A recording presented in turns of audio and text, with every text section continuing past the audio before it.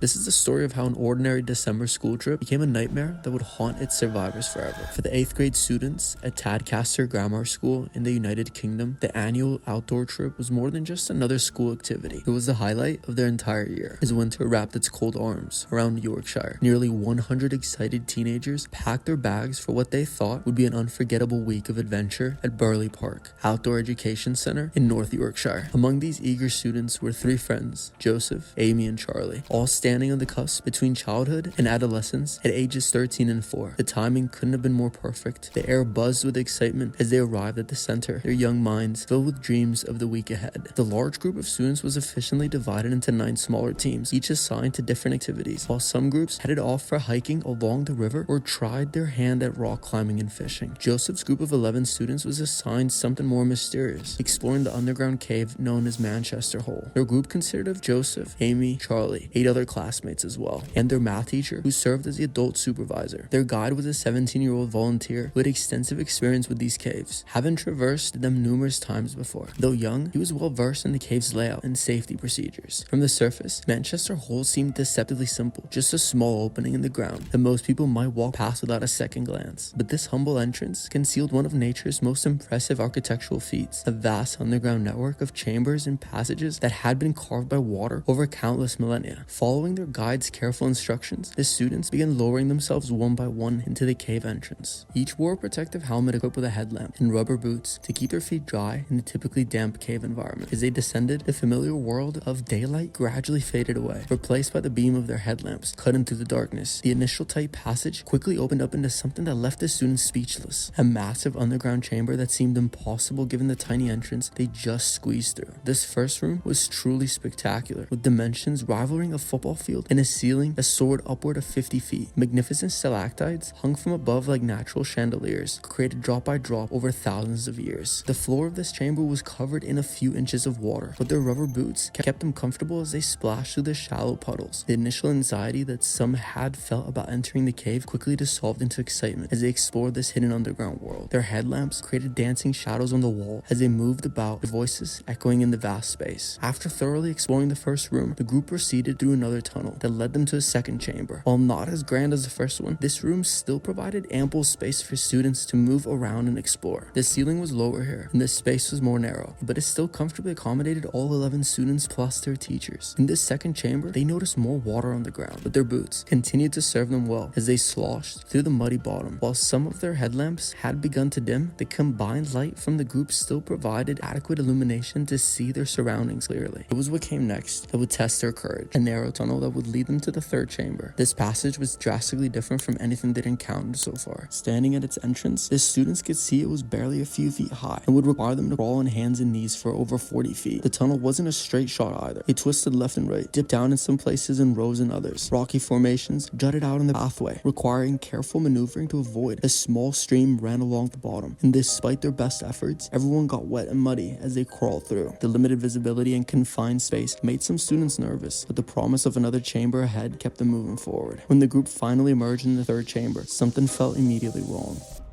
The guide's expression changed as he noticed the unusually high water level. The students were standing knee-deep in freezing water with no dry ground in sight. What made this particularly concerning was that he couldn't remember ever seeing the water this high before. Despite his many previous visits to the cave, the conditions outside had given no warning of potential danger. It was cold and windy, but there had been no rain in the forecast. Yet here they were, standing in knee-deep water that seemed to be steadily rising. The excitement of exploration quickly gave way to unease as the students realized their boots were now completely filled with water, and there was nowhere to move to higher ground. The guide made a quick assessment of the situation and realized that they needed to act fast. The water level was clearly rising, though the source remained a mystery. He made the decision to evacuate immediately, sending the math teacher back through the tunnel first, followed by the students, while he stayed behind to ensure everyone made it through safely. 9 students and the teacher had managed to enter the narrow passage when disaster struck. Without warning, a powerful surge of icy water rushed into the tunnel. The students at the back began screaming in panic, alerting those ahead that something was terribly wrong. Some found themselves kneeling in a foot of water, while others in the lower sections of the tunnel were already chest deep. The situation deteriorated with frightening speed.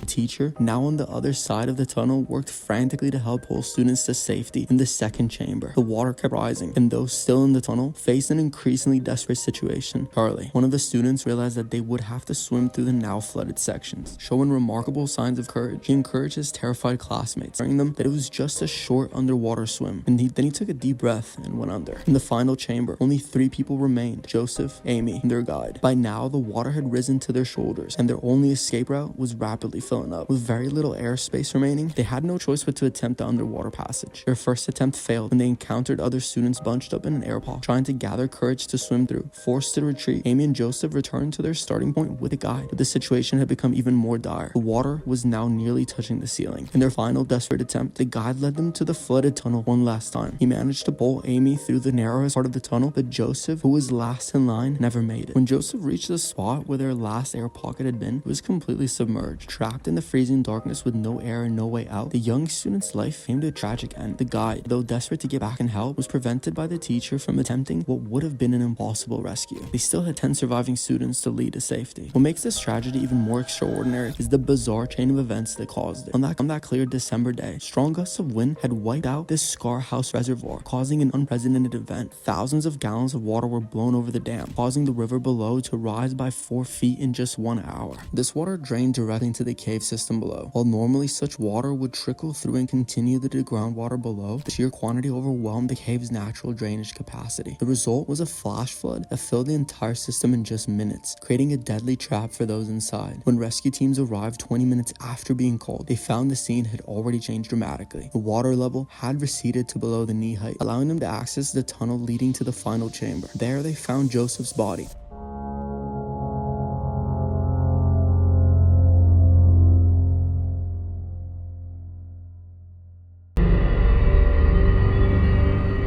Nutty Putty Cave is located about 55 miles southwest of Salt Lake City, Utah. It's a natural hypothermal cave, meaning it was formed by hot water dissolving minerals in rocks and soil over time. The cave is known for its narrow tunnels and tight passages, making it a popular but challenging destination for experienced cavers. Dale Green first discovered the cave in 1960, and it quickly became a hotspot for adventure seekers. Each year, around 5,000 visitors come to explore its twisting passages. However, Nutty Putty Cave had a dangerous reputation. Between 1999 and 2004, there were several incidents where people got stuck and needed rescuing. These safety concerns led authorities to close the cave in 2006 temporarily. After much debate between officials and professional cavers, Nutty Putty Cave was reopened in 2009 with new safety measures. Cavers now had to apply for permits 3 weeks in advance, and only one group was allowed inside at a time. Each group needed at least 2 experienced cavers present. John Jones was somewhat familiar with caving. As children, he and his brother Josh went on caving trips with their father. This experience, along with the new safety guidelines, gave them the confidence to explore Nutty Putty Cave. On that fateful November evening, John, Josh, and 9 others arrived at the cave entrance around 8 p.m. The group included family members and friends, all excited for the adventure ahead. They entered the cave one by one, unaware of the tragedy that would unfold. To understand what happened next, it's important to know the layout of Nutty Putty Cave. The cave has only one entrance, which is about 30 inches wide. Inside, it splits into 2 main sections, the big room to the left and the birth canal to the right. Most visitors would typically explore the big room and the big side areas, as these were relatively easier to navigate. However, beyond these areas lay more challenging passages, including the infamous birth canal. The birth canal is an extremely narrow passage that splits into 2 branches. The right branch leads to sections called the Aorta Crawl and Scout Erickson Crawl, which are generally considered safer. The left branch, however, leads to a dangerous and largely unmapped area called Ed's Push. As the group made their way through the cave, they split up. Some members, who were there just for a mild experience, headed towards the easier big room area. John, Josh, and a few others, seeking more adventure, took the challenging route towards the birth canal. Everything seemed fine for about an hour as they explored the cave. This is where things started to get terribly wrong. John, being the most excited, volunteered to go first. He began crawling on his stomach head first into the birth canal. This was mistake number 1. Experienced cavers usually enter tight spaces feet first for safety. As John reached the point where the birth canal split, he faced a crucial decision. He needed to choose between the right path, the safer Aorta Crawl, and the left path, the dangerous Ed's Push. Unfortunately, John made the fatal mistake of turning left into Ed's Push. John didn't realize he had taken the wrong turn. He kept pushing forward, thinking he was still in the birth canal. As he moved deeper, the passage became increasingly tight. John was now in a section that was largely unexplored and unmapped. Despite the increasing difficulty, John kept going. He believed there would be a larger room ahead where he could turn around, but instead the passage just kept getting narrower. Soon John found himself in a terrible situation. He was now stuck in a tiny crevice, measuring just 10 by 18 inches, about the same size of a front-loading washing machine door. Even worse, he was trapped at a 70-degree angle with his body pointing downward. John's feet were wedged in the narrowest part of the aperture. His arms were pinned beneath him, rendering them useless. He couldn't move forward, and he couldn't push himself back. Realizing the gravity of the situation, John called out to his brother Josh. "Josh, stay where you are. Don't follow me. I'm stuck." Josh, alarmed by his brother's cries, carefully made his way to John. When he reached him, Josh was horrified by what he saw. All he could see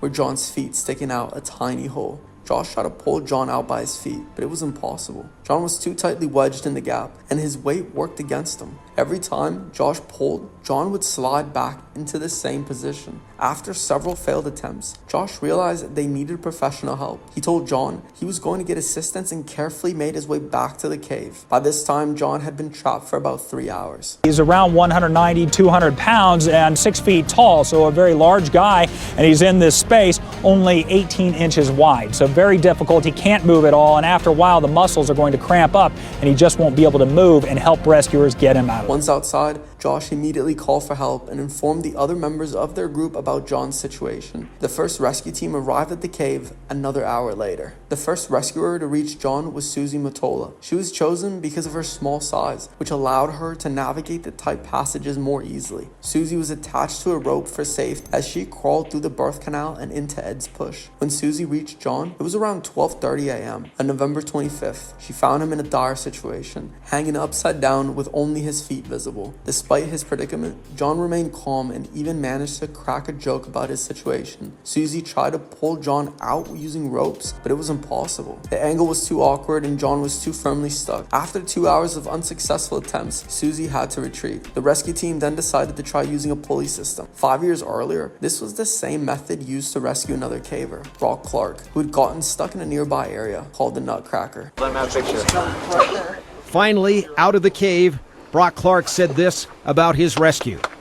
It's like just a cord, and they tried to pull me out, and it squished my intestines a lot, and freaking killed, and now my hips are all screwed up. While the rescuers worked on setting up the pulley system, they established a two-way communication line with John. This allowed him to speak with his wife, Emily, who was waiting anxiously outside the cave. Emily encouraged John and tried to keep his spirits up during this terrifying ordeal. By now, John had been trapped for 18 hours. The pulley system was finally installed around 4 p.m. on November 25th. A new rescuer, Ryan, was sent in to attach the pulley to John's feet. Ryan managed to secure the ropes and started trying to pull John free. For a moment, it seemed like it might work. John was lifted about 12 inches out of the aperture, but then disaster struck. The pulley anchor suddenly gave way. John fell back into the crevice, this time wedged even tighter than before. The impact severely injured him, and rescuers feared he might have broken his arms or ribs. This setback was devastating for everyone involved. The rescue team had to come up with a new plan, but options were running out. They considered using airbags to help lift John, but the space was too tight to fit them in. As hours passed, John's condition worsened. He was having trouble breathing due to his inverted position and the pressure on his chest. Rescuers provided him with an IV drop for hydration and a radio to keep communicating with him. The rescue attempt had now turned into a race against time. More than 100 rescuers were involved, working tirelessly to save John. However, the cave's narrow passages made it incredibly difficult to bring in necessary equipment or to work effectively. As hours passed, John's condition began to deteriorate. Being upside down for an extended period was taking a toll on his body. The position caused blood to rush to his head and put immense pressure on his organs. John was experiencing difficulty breathing, and his heart was working overtime to pump blood against gravity. As the rescue efforts stretched into the 18th hour, rescuers came up with a new plan. They decided to use a more powerful system of pulleys and rope, hoping that additional force might be enough to free John from the aperture. The team worked diligently to set up the new system, carefully securing ropes around John's legs. Just when it seemed like progress was being made, disaster struck. As rescuers began to pull, the pulley system suddenly failed. A piece of equipment broke loose and struck one one of the rescuers in their face, causing serious injury. A piece of equipment broke at that time. He has since slid back into that original position with his head down at a 60 or 70 degree angle. So a very uncomfortable spot, and rescuers very worried tonight. This setback was devastating for the rescue team and for John, who slid back into his original position. If time was running out, and John's condition was worsening by the hour. In a last-ditch effort, rescuers considered more drastic measures. There was a talk of using explosives to widen the passage or even amputating John's legs to set him free. However, these ideas were quickly dismissed as too dangerous or impractical. As the rescue attempt entered its 27th hour, the situation took a tragic turn. Incredible sense of disappointment and discouragement about that having happened, because they know that it was hard to get him to that point, and getting him back to that point again would be a real effort again. John, who had been responsive and talking with rescuers throughout the ordeal, suddenly fell silent. Rescuers could no longer get a response from him. A medical team was sent in to assess John's condition, but the news was heartbreaking.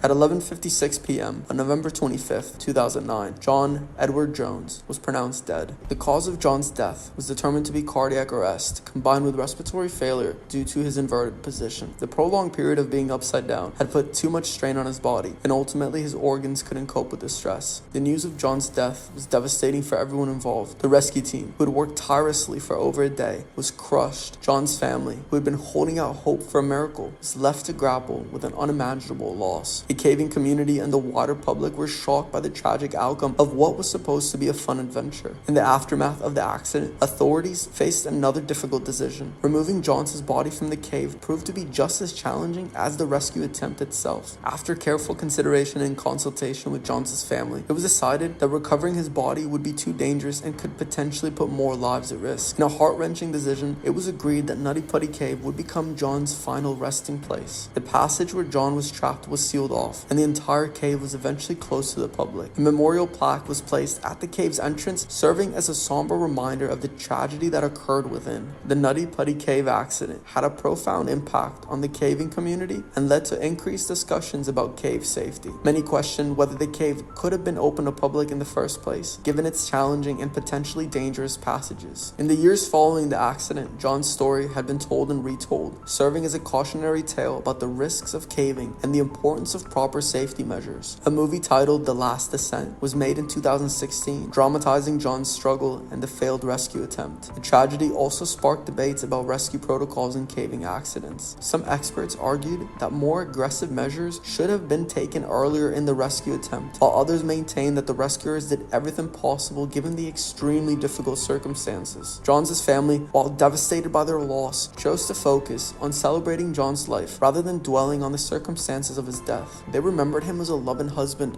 father, and son who lived life to the fullest. John left behind a wife and a younger daughter, with another child on the way at the time of his death. The Nutty Putty Cave accident serves as a stark reminder of the unpredictable nature of cave exploration. Even experienced cavers like John can find themselves in life-threatening situations due to a single misjudgment or wrong turn. The incident highlighted the importance of proper training, equipment, and caution when engaging in such potentially dangerous activities. In the years since the tragedy, the caving community has placed an even greater emphasis on safety education and preparedness. Many caving organizations now require more rigorous training and certification processes for those wishing to explore challenging cave systems. The closure of Nutty Putty Cave marked the end of an era for Utah cavers. At the same time, some mourned the loss of access to a popular caving site, but most understood and respected the decision. The cave's closure serves as a permanent memorial to John and a reminder of the respect we must have for nature's most challenging environments. John's story continues to resonate with people all over the world.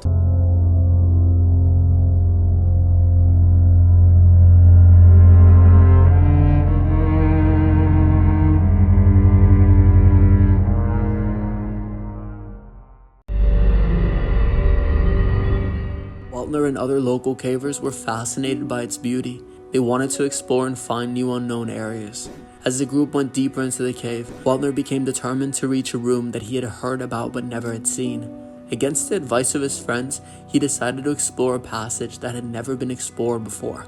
He was eager to be the first to discover what was beyond. Crawling through the tight, slimy passage, Weltner suddenly slipped and fell headfirst into a crack in the cave floor. The crack was shaped like a keyhole. At first, it seemed like a minor problem, as the experienced Weltner had always been able to escape such situations, but this time he couldn't. Weltner, who was 5'11" and weighed 160 pounds, became firmly stuck in the crack. His shoulders and hips were trapped, and his head was caught at a 30-degree angle. As he tried to free himself, the passage tightened around him, making it harder and harder for him to breathe.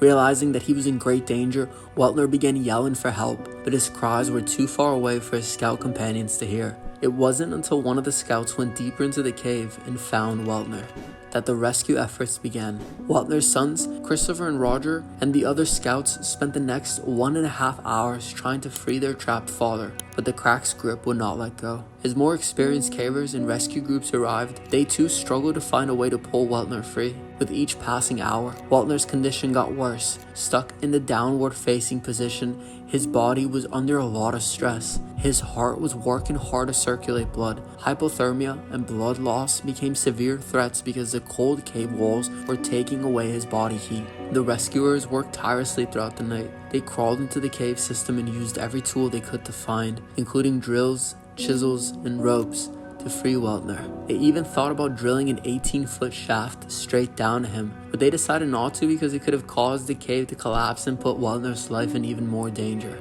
Despite their hard work, the rescuers could not free Weltner from the unforgiving crack. The tight space and lack of leverage made it almost impossible to pull him out. Even as Weltner remained aware and asked the rescuers to tell his wife that he would be late, the team's attempts were stopped, leaving his skin and clothing badly injured.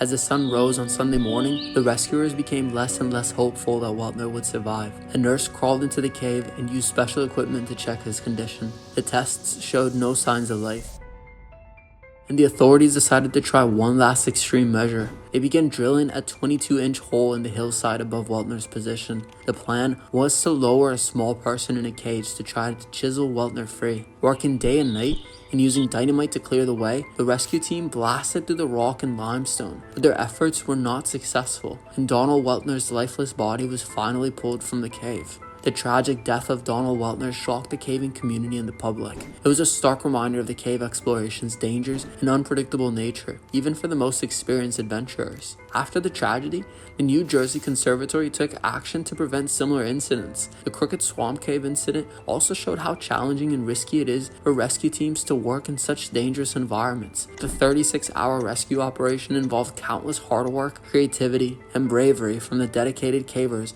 and emergency personnel who refused to give up on Weltner. Despite their heroic efforts, Weltner's life was lost. This left his family, friends, and the caving community to deal with the terrible consequences of his fateful decision. The Crooked Swamp Cave incident shows how fine the line is between adventure and tragedy for cavers, and how important it is to be very careful and respect the unforgiving nature of the underground world. In the years that follow, the caving community and the New Jersey Conservatory worked together to implement a comprehensive set of safety measures and guidelines. These included mandatory training programs for anyone who wanted to explore the Crooked Swamp Cave system, the installation of advanced communication and monitoring systems, and the development of specialized rescue equipment and techniques. The Crooked Swamp Cave incident also sparked more interest in the scientific study of cave systems and their complex geological formations. Researchers and cave scientists began to study the Crooked Swamp Cave more closely. This new knowledge helped people better understand the risks of cave exploration and develop more effective safety protocols. The caving community also emphasized the importance of teamwork, communication, and respect for the underground environment in their expeditions. Today, the Crooked Swamp Cave is still a popular destination for experienced cavers, but with a renewed sense of responsibility and caution, the safety measures implemented after the 1982 incident have helped ensure that visitors can explore the cave's wonders with more preparedness and respect for the challenges of the underground realm.